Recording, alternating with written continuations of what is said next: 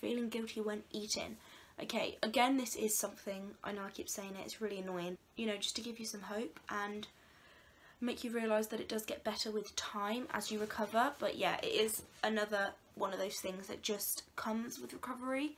Like, you'll start to feel less and less guilty about food, but in the meantime, just try and think about it rationally. Like, it's not going to get you anywhere to feel guilty, and you need food, and there isn't one food in the entire world that you don't deserve.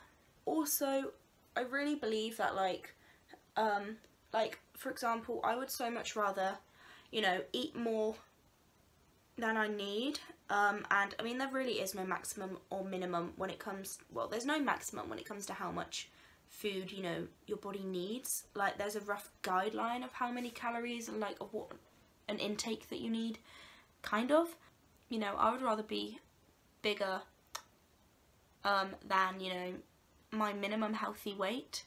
I would rather be bigger than that and be allowing myself indulging foods and stuff. So, like, any times that I'm like, oh yeah, you know, I could probably cut down and lose a couple of extra pounds that I have on me, like, I don't believe in extra weight, you know, that's just it's a weird phrase, because like I said, there's no maximum or minimum weight that someone should be. But I just mean, you know, if I was to, like, shed like half a stone, I would probably be absolutely fine. Like, I wouldn't be any more unhealthy, I wouldn't be underweight. But, you know, that £6 is me, like, you know, having a midnight snack of half an Easter egg that my dad got me like 2 months early. I'm allowed to do that. It, like, you know, it made me happy to do that. And yeah, everyone should be able to treat themselves, because the ultimate goal should not be to eat clean and be like the fittest you can. Like, healthy is not just eating clean and going to the gym like 5 times a week and, like, you know, for like hours on end. Like, it's not like that is healthy and then you know, only going to the gym once a week or something, or like me, you know, doing tiny workouts every now and then, and, like, you know, giving yourself extra food.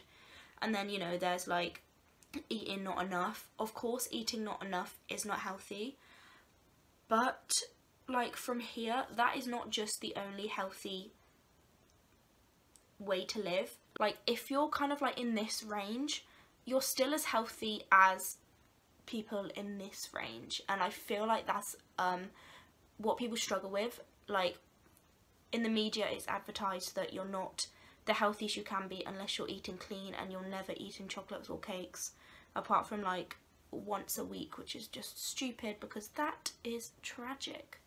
You know, I eat enough. I don't have like ripped muscles, but I'm still physically fit, and I don't have, like, you know, the perfect diet of, like, you know, that the media would call perfect, where, you know, I'm eating super clean and I'm living off salads, you know, but I'm still at my healthiest, you know, I'm still really healthy because I'm giving my body enough. And also, like I said, it contributes to my mental happiness and my mental health to be able to indulge.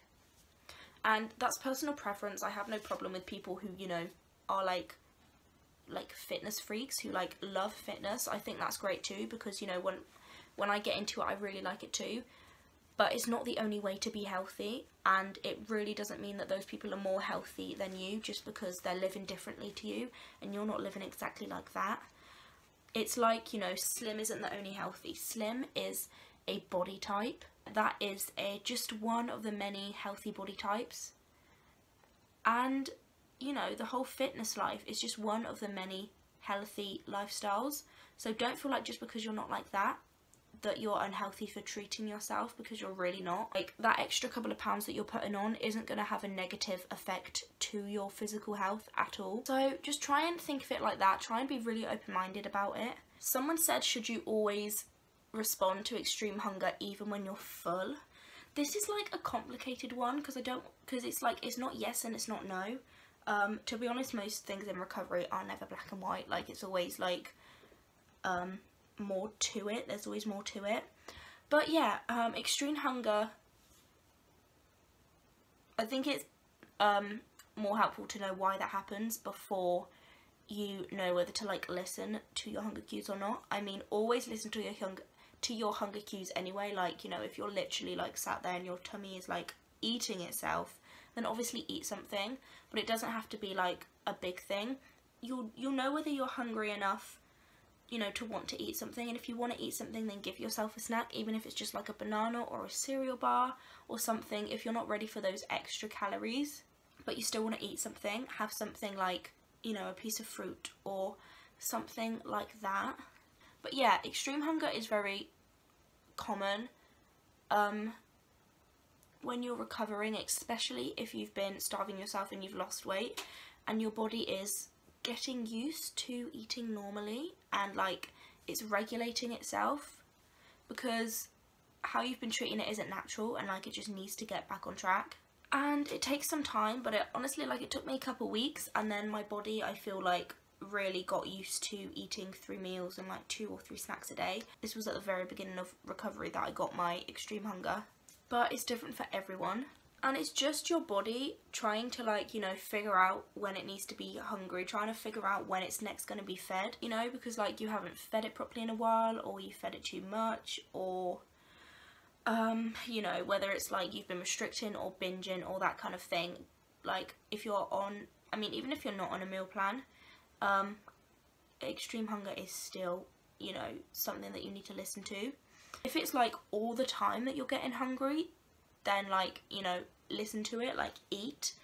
It could just be, you know, that your body is just asking for that little bit extra to kind of see it through until it kind of gets used to being fed enough. So yeah, it is something that passes, but I would say never ever ignore it.